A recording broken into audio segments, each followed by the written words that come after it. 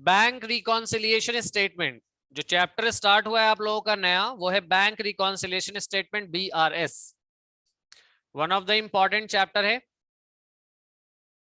और competitive exam professional courses के लिए इंपॉर्टेंट ज्यादा है। मुश्किल नहीं है, बहुत मुश्किल है। और जब यहाँ पे कहा जाना ना कि डिफिकल्ट, तो डिफिकल्ट का सिर्फ एक ही मीनिंग आपको समझ में आना चाहिए, और वो ये कि you have to spend more time and energy to learn this topic. अच्छे से इस टॉपिक को करना है, ज्यादा टाइम और एनर्जी स्पेंड करना होगा। एक कोशिश यहां तो किया जाएगा कि ज्यादा आसानी से आप लोगों को टॉपिक समझाया जाए, कॉन्सेप्ट क्लियर कराया जाए, लेकिन उसके बावजूद भी अगर आप प्रैक्टिस नहीं करोगे तो जितने तेजी से जाएगा ना उतने तेजी से निकल भी जाएगा। बैंक रिकॉन्सिलिएशन स्टेटमेंट क्या है, इसका जरूरत क्यों पड़ता है? तो बैंक रिकॉन्सिलिएशन स्टेटमेंट कह ही दिया, स्टेटमेंट, एंड में लिखा हुआ स्टेटमेंट, मतलब ये कोई स्टेटमेंट है। जानना बस ये है कि स्टेटमेंट में करते क्या है, हम क्या लिखते हैं, क्या शो करते हैं। तो ये जो स्टेटमेंट है ना, इसमें हम लोग रिकंसाइल करते हैं, मिलाते हैं दो बैलेंसेस को। कैशबुक का जो बैंक बैलेंस है वो, और पासबुक के अकॉर्डिंग जो बैंक बैलेंस है वो, इन दोनों बैलेंसेस को मैच कराया जाता है इस स्टेटमेंट में। इसका मतलब ये हुआ कि कहीं ना कहीं दोनों बैलेंसेस इक्वल नहीं रहता, होना तो इक्वल चाहिए। क्योंकि बिजनेसमैन अगर कह रहा है कि मेरे बैंक में 50,000 रुपए जमा है, तो उसका स्टेटमेंट में यही शो होना चाहिए कि 50,000 ही है एग्जैक्टली। लेकिन जो ट्रांजेक्शन है ना, उसके डेट, टाइमिंग और कुछ टेक्निकल रीजंस की वजह से ना डिलेज होते हैं, और यही वो रीजन होता है इन दोनों बैलेंसेस के डिफरेंस का। जो कैशबुक का जो बैंक बैलेंस है और पासबुक का जो बैंक बैलेंस है वो यूजुअली मैच नहीं करता, रेयरली मैच कर जाता है। तो मैच ना होने का रीजन क्या है? वो ट्रांजैक्शन जिसकी वजह से डिफरेंसेस है उसे आपको फाइंड आउट करना होता है, और उसी ट्रांजैक्शंस को एडजस्ट करना पड़ता है इस स्टेटमेंट में। और एक बैलेंस से दूसरा बैलेंस अगर आ जा रहा है, एडजस्टमेंट्स जो भी थे उसको ट्रीट करने के बाद, that means both the balance are correct. और अगर ऐसा नहीं हो रहा है, इसका मतलब कैश इंबेजलमेंट हुआ है, इधर से उधर हुआ है। तो कैश इंबेजलमेंट को पकड़ने के लिए भी स्टेटमेंट प्रिपेयर कराया जाता है। तो ये बिजनेसमैन के ऊपर डिपेंड करता है, जितना स्ट्रिक्ट कंट्रोल वो चाहेंगे उसके हिसाब से वो BRS प्रिपेयर कराएंगे। और ये इस बात पे भी डिपेंड करेगा कि ऑर्गेनाइजेशन का बैंकिंग ट्रांजैक्शन कितना है। जितना ज्यादा ट्रांजैक्शन है, ये स्टेटमेंट का इंपॉर्टेंस उतना बढ़ता चला जाएगा। क्लियर है? कैशबुक और पासबुक, इन दोनों बैलेंसेस को मैच कराने वाले स्टेटमेंट्स को हम कहते हैं बैंक रिकॉन्सिलिएशन स्टेटमेंट। ठीक है? अब इसमें जो सेकंड पॉइंट आप लोगों को बताया गया था, सेकंड जो चीजें हम लोगों ने कल के क्लास में सीखा है, वो ये सीखा कि what are the reason of differences, what are the transaction जिसकी वजह से डिफरेंसेस आते हैं, और वो डिफरेंसेस कैसा होता है। और जब ये कहा गया ना कैसा होता है, इसका मतलब ये है कि पासबुक और कैशबुक पे इफेक्ट क्या हुआ, कौन ज्यादा है कौन कम है। तो उन 7 ट्रांजेक्शन्स को कल हम लोगों ने डिस्कस किया था, और कहा था कि 3-4 ट्रांजेक्शन्स और है बचा हुआ, वो अगले क्लास में डिस्कस करेंगे, है ना? तो वो 7 ट्रांजेक्शन्स हम यहाँ पे लिख रहे हैं। ट्रांजेक्शन्स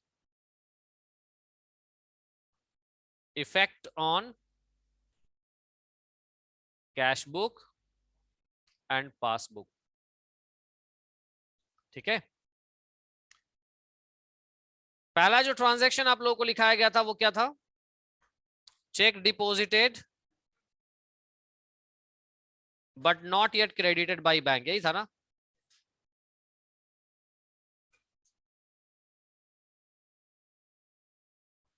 ट्रांजैक्शन नंबर 2, पहले सारे ट्रांजैक्शन हम लिख दे रहे हैं और फिर एक एक करके इसको समझाएंगे।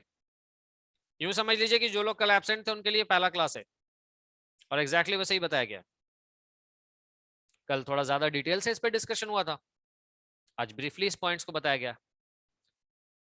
कितना बज रहा है? 9:24, 9 मिनट लेट हो। 9:15 के हिसाब से भी आते तो 9:15 में पहुंच जाना था। क्यों लेट हो? डेली ऐसा नहीं होना चाहिए। सेकेंड ट्रांजैक्शन है चेक इशूड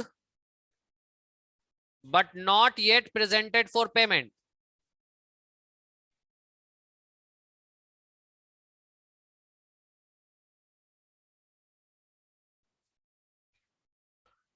ट्रांजैक्शन नंबर 3 क्या लिखा है 3 में? Interest collected by bank on customers behalf. Interest oblique dividend collected by bank on customers behalf, not informed yet, है ना? अभी तक इंफॉर्मेशन नहीं भेजा. Transaction number 4 interest allowed by bank.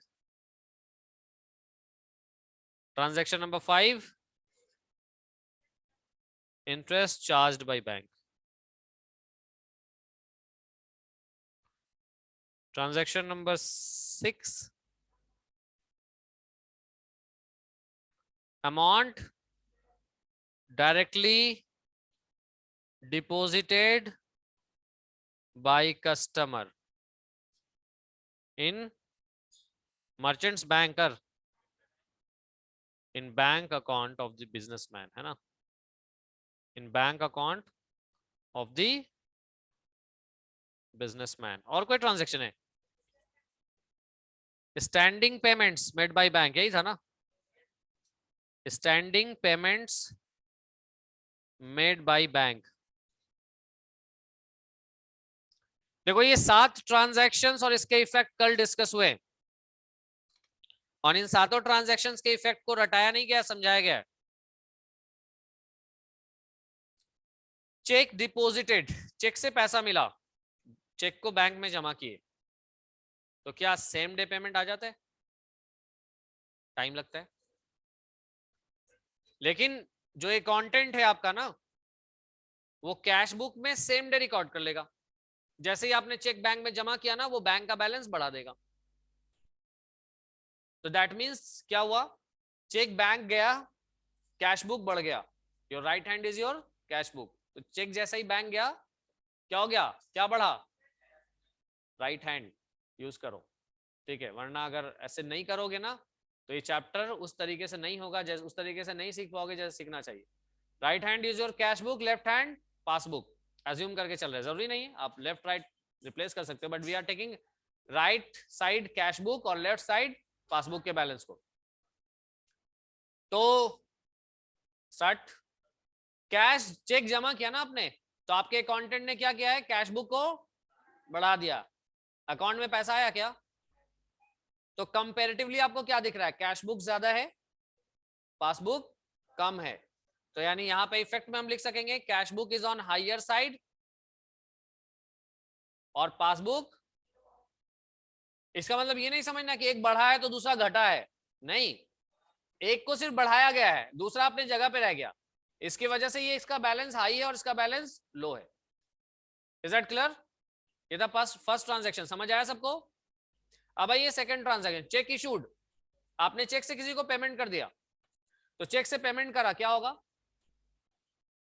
Cash book कम हो गया, है ना? तो कैश बुक कम हो गया, लेकिन ये चेक बैंक अभी गया ही नहीं है. तो जब तक बैंक जाएगा नहीं, पेमेंट होगा कहां से? चेक को बैंक में प्रेजेंट करना पड़ता है, only then you get payment.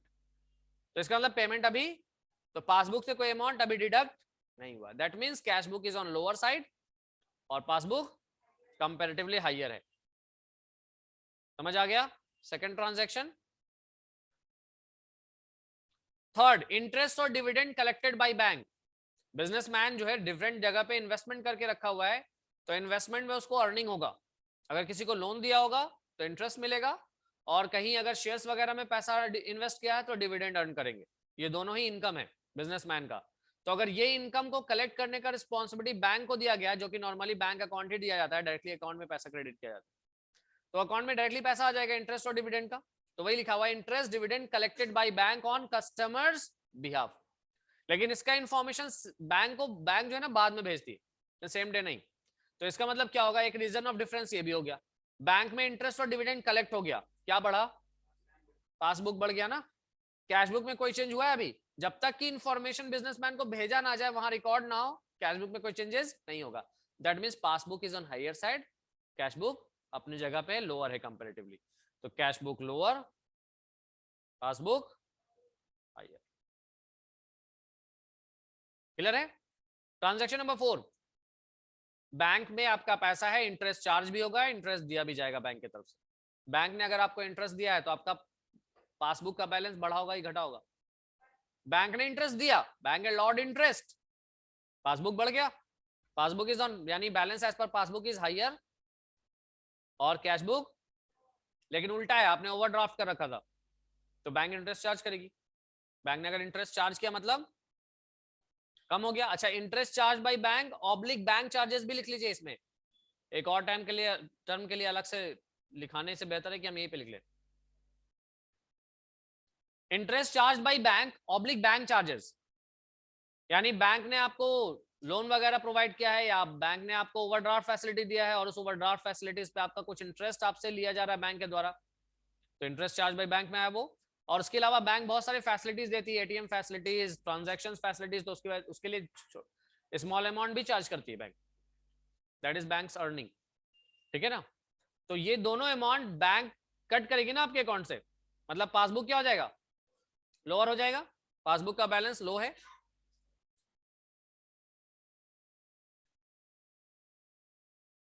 Cash book higher है। हायर इसलिए क्योंकि अभी तक इंफॉर्मेशन गया नहीं, इंफॉर्मेशन जाएगा तब कैश बुक में रिकॉर्ड होगा, तो कैश बुक भी अपनी जगह पे आ जाएगी। ठीक है। नेक्स्ट ट्रांजैक्शन है amount directly deposited by customer, customer ने डायरेक्टली अमाउंट डिपॉजिट किया कहां, बैंक में। ठीक है।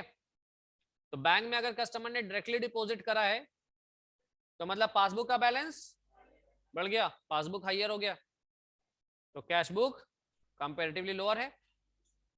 अब आ जाइए स्टैंडिंग पेमेंट, बहुत सारे पेमेंट्स हैं जो बैंक को बिजनेसमैन एडवाइस दे रखता है कि ये पेमेंट आपको कर देना है, फिर चाहे वो इंश्योरेंस पॉलिसी का पैसा हो, हेल्थ पॉलिसी का पैसा हो, या सैलरी कोई पेमेंट करना हो, whatever standing advice is given to bank, bank उस इंस्ट्रक्शन को फॉलो करती है और ड्यू डेट पे वो पेमेंट बैंक कर देगी, है ना। तो स्टैंडिंग एडवाइस, स्टैंडिंग पेमेंट्स, कोई भी स्टैंडिंग पेमेंट्स अगर आपने इन्फॉर्म कर रखा है बैंक को तो बैंक उसका पेमेंट करेगी। तो रिजल्ट क्या होगा, जैसे ही पेमेंट होगा तो पासबुक लोअर हो जाएगा, और जब स्टेटमेंट बैंक भेजेगा बिजनेसमैन को तब वहां रिकॉर्ड होगा, दैट मींस टिल डेट तक, उस समय तक क्या है, कैश बुक हायर। क्लियर है। पासबुक तो समझ में आ रहा होगा, कैश बुक भी समझ में आ रहा होगा, किसे कहते हैं। बिजनेसमैन जो है वो कैश के ट्रांजैक्शंस को रिकॉर्ड करने के लिए एक सेपरेट बुक मेंटेन करती है जो कि जर्नल कम लेजर है, उस बुक का नाम है कैश बुक, है ना। और पासबुक क्या है, जब आप बैंक अकाउंट ओपन करते हो तो आपको एक स्टेटमेंट दिया जाता है जिसमें बैंक जो है आपके द्वारा जमा किए गए और निकाले गए पैसे का विवरण देती है, डिटेल्स, वो है आपका पासबुक। ठीक है। आजकल तो ये डिजिटल फॉर्म में, ऑनलाइन फॉर्म में, एप्लीकेशन के फॉर्म में है, इंटर कीजिए सारा डिटेल्स वहां पे, है ना, या डाउनलोड कर लीजिए, पीडीएफ में आ जाता है at the same time.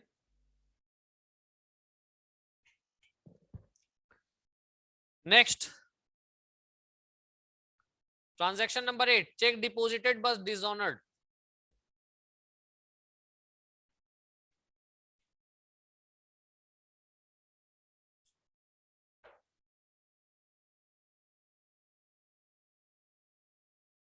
Check deposited but dishonoured,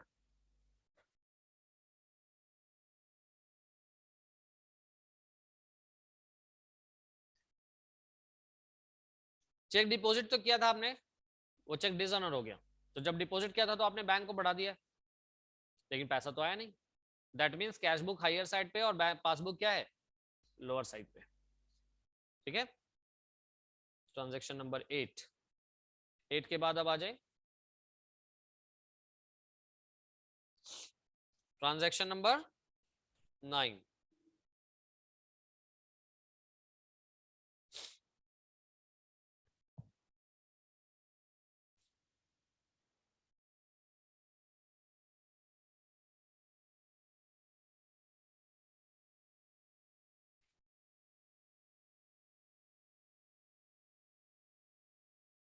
bills deposited for collection, not yet collected by bank.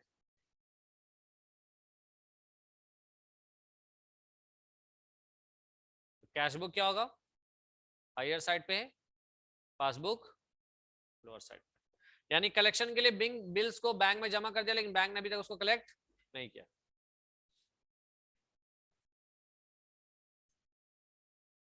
Bank charges तो हमने इंक्लूड करके बता दिया।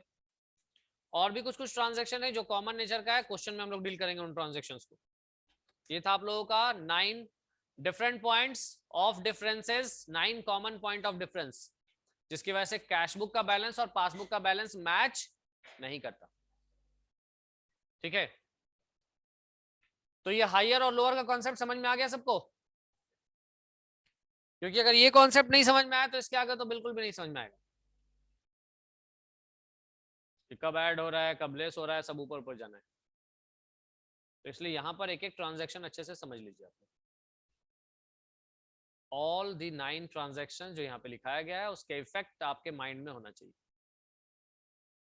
और माइंड में होने का मतलब ये बिल्कुल भी नहीं है कि बिल्कुल रट ले हम एक एक transaction higher lower higher lower lower higher ऐसा करके, नहीं।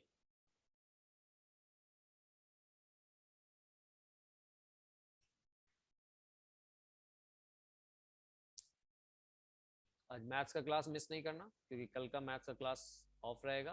तो आज हम कॉन्सेप्ट बताएंगे मैथमेटिक्स में पूरा चैप्टर का, रेशियो।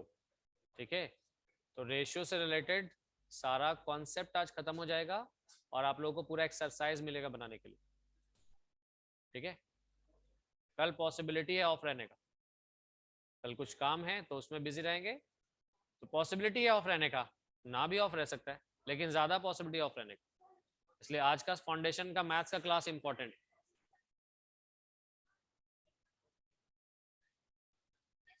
कल मॉर्निंग बैच ऑफ, ठंडा ज्यादा है ना, आराम करो घर पे, एक दिन आराम कर लो, ठंडा एंजॉय कर लो सो के। और 2 दिन 2 लोग सोया ना आज, कल सोया था।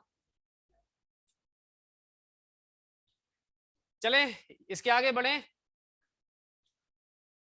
अब आगे बढ़ा जाए। यहां तक कॉन्सेप्ट समझ में आ गया या कोई पॉइंट दोबारा पूछना है जिसका ट्रीटमेंट नहीं जा रहा है दिमाग में? अगर कोई ऐसा पॉइंट पूछना है तो पूछ सकते हो। Giving you 1 minute 60 second to decide कि कोई ऐसा ट्रांजैक्शन है जिसके बारे में दोबारा जानना है।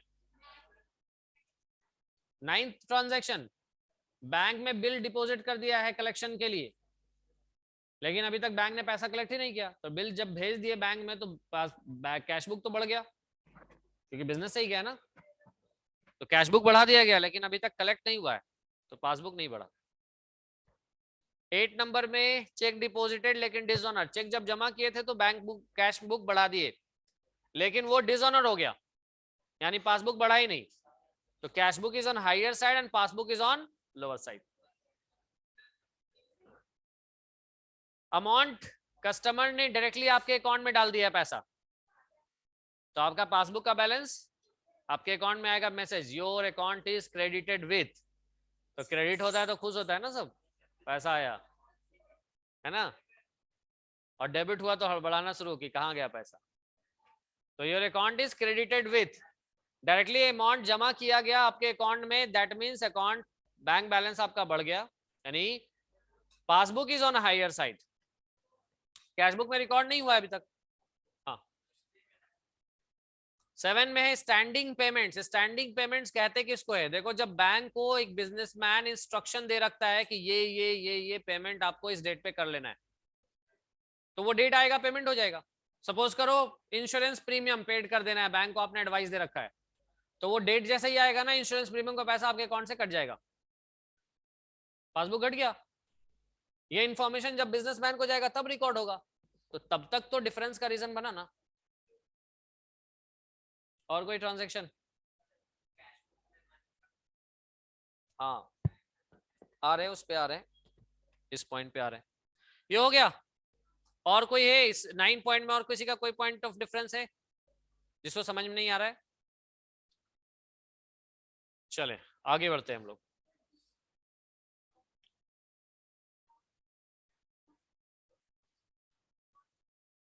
आ रहे हैं ना, वो सब एरर्स ओमिशन है, वो एरर्स है, वो ओमिशंस है। तो एरर्स और ओमिशंस को हम लोग वहां क्वेश्चन में डील करेंगे, ठीक है। आप में से कितने लोगों ने कैश बुक नहीं पढ़ा है? How many of you have not yet completed cash book topic? देखो हर बार नहीं। हाँ, एनीवन?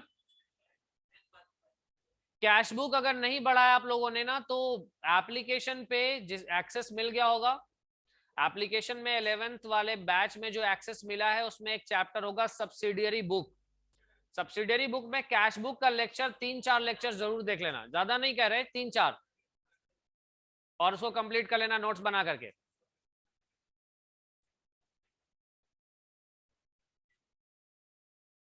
तुम लोग बोल लो, उसके बाद हम बोलेंगे।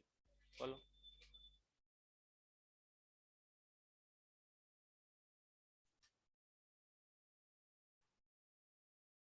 तो अगर किसी स्टूडेंट ने कैश बुक कंप्लीट नहीं किया है या नहीं पढ़ा है, तो सब्सिडियरी बुक का लेक्चर अपलोडेड मिलेगा, उसमें स्टार्टिंग का 3-4 लेक्चर कैश बुक का जरूर देख लेना।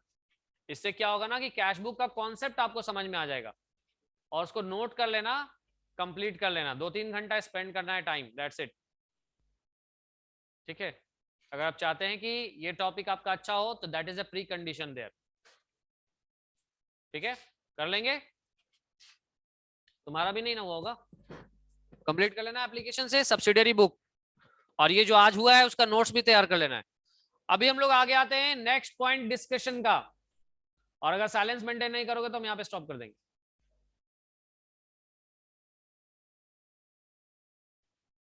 अब कैश बुक एंड पासबुक, इसके बारे में कुछ इंपॉर्टेंट पॉइंट समझते हैं। कैश बुक जब हम डेबिट करते हैं और क्रेडिट करने पे, लेकिन पासबुक जो कि बैंक का स्टेटमेंट है, बैंक की तरफ से दिया गया इंफॉर्मेशन है रिटन फॉर्म में, जो क्रेडिट होने पे और डेबिट होने पे। अब एक सवाल है, ऐसा क्यों? क्रेडिट होने पे बढ़ रहा है, डेबिट होने पे घट रहा है, जबकि कैश बुक में डेबिट होने पे बढ़ रहा है, क्रेडिट होने पे घट रहा है। तो कैश बुक जो है ना, वो किसके हिसाब से है? किसके हिसाब से? आपके बिजनेस के हिसाब से, है ना। और पासबुक जो है वो किसके हिसाब से है? बैंक के हिसाब से। समझ में आ रहा है? तो कैश बुक में जो आपका बैंक बैलेंस है वो बिजनेस के लिए एसेट हुआ ना, लेकिन पासबुक में जो पासबुक जो है वो बैंक इशू करता है, और पासबुक बैंक इशू तब करता है जब कस्टमर वहां अकाउंट ओपन कराए और अपने अकाउंट में पैसा डिपॉजिट करे या निकाले, उसके इन्फॉर्मेशन के लिए होता है ना। तो अगर बैंक में कस्टमर ने पैसा जमा किया तो क्या ये बैंक का एसेट हुआ? बैंक की क्या हुई है? लायबिलिटीज। और लायबिलिटीज के बारे में आपने पढ़ा है कि लायबिलिटीज बढ़ने पे क्रेडिट होता है, घटने पे। Is that point clear? ठीक है। तो इसीलिए जब कभी भी पैसा आता है ना आपके अकाउंट में, तो मैसेज आता है your account is credited with, या कोई अमाउंट आप पेड करते हो, आपके अकाउंट से कटता है तो आता है your account is debited with dot dot dot amount करके। Is that clear? तो पासबुक का जो इंफॉर्मेशन है ना वो बैंक के अकॉर्डिंग है।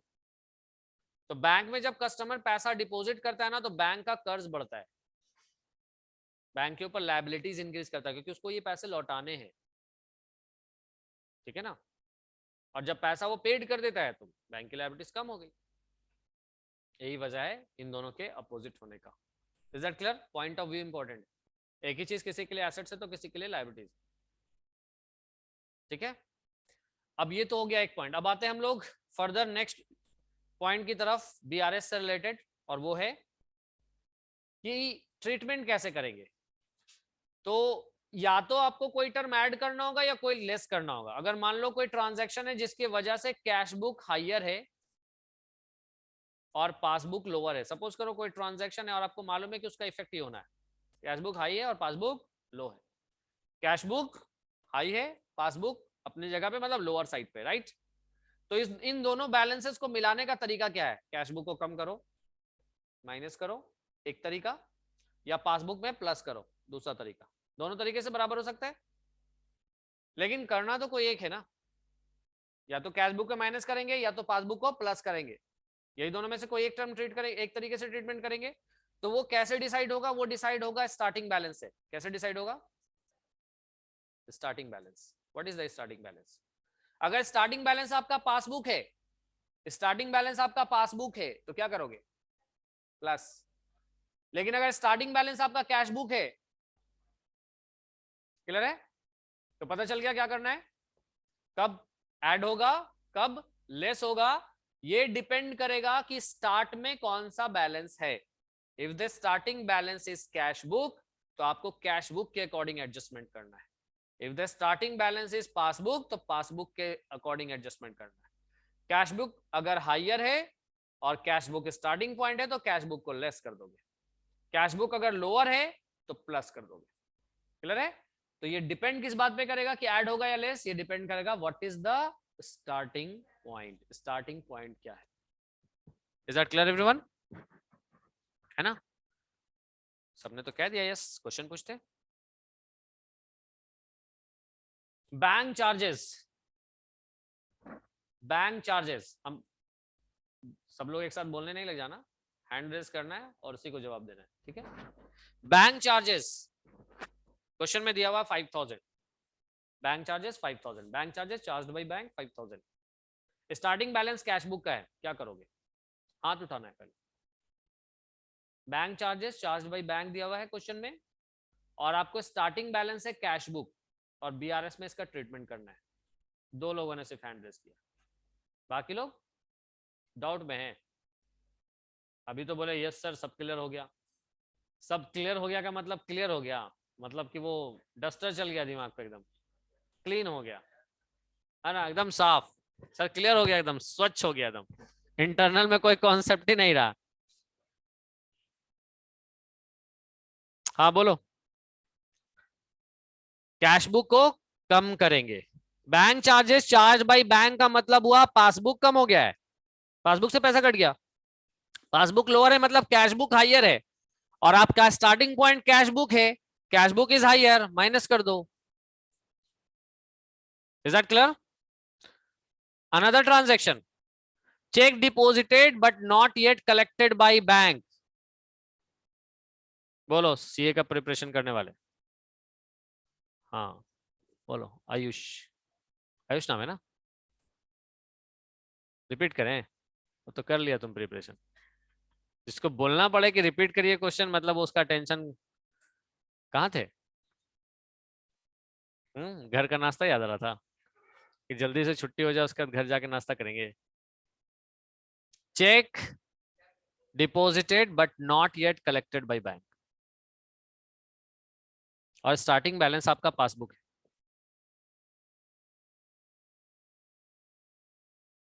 बाकी लोग सोच के रखिए, किसी से भी पूछ सकते हैं। Check deposited but not yet collected by bank, starting balance passbook है।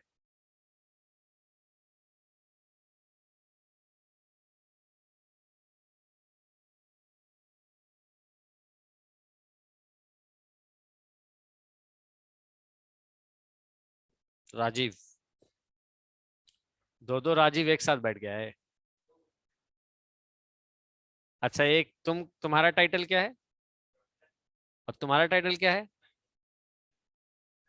सरनेम क्या है? दोनों रंजन। अब मास्क भी दोनों लगाया है सेम सेम, और मतलब हेयर स्टाइल भी एकदम सेम टाइप से ले गया है। धूम 3 बना रहा था ये लोग।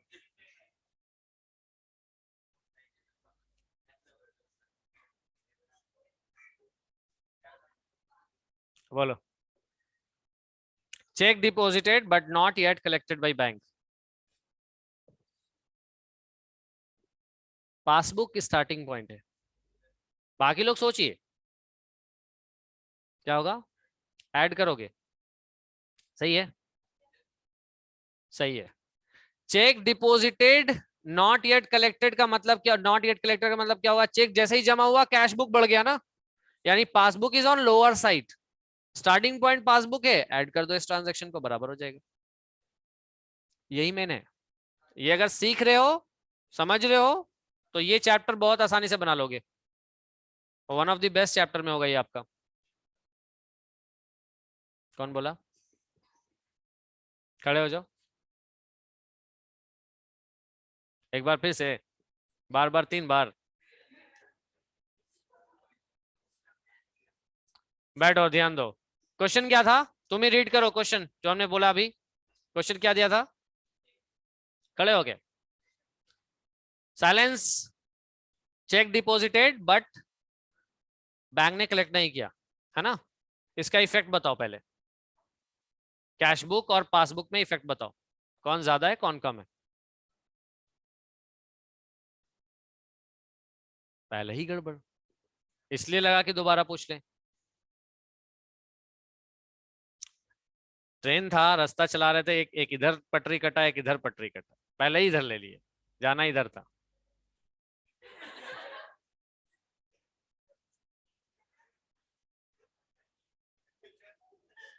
साइलेंस।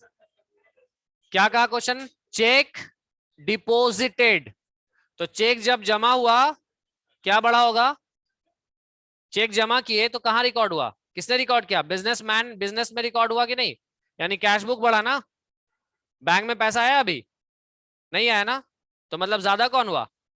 कैश बुक ज्यादा है ना, पासबुक कम है, ठीक है? इफेक्ट पता चल गया। पासबुक लोअर है, स्टार्टिंग पॉइंट पासबुक है ना, पासबुक कम है और पासबुक से कैश बुक में जाना है, क्या करोगे? बोलो। ऐड करोगे? ऐड किया, बराबर हो गया। अब गया क्लियर वाला कि क्लियर वाला? कौन सा? और कोई? क्लियर हो जाना चाहिए इतना डिटेल से एक्सप्लेन करने के बाद। और कोई पॉइंट? चले नेक्स्ट ट्रांजैक्शन।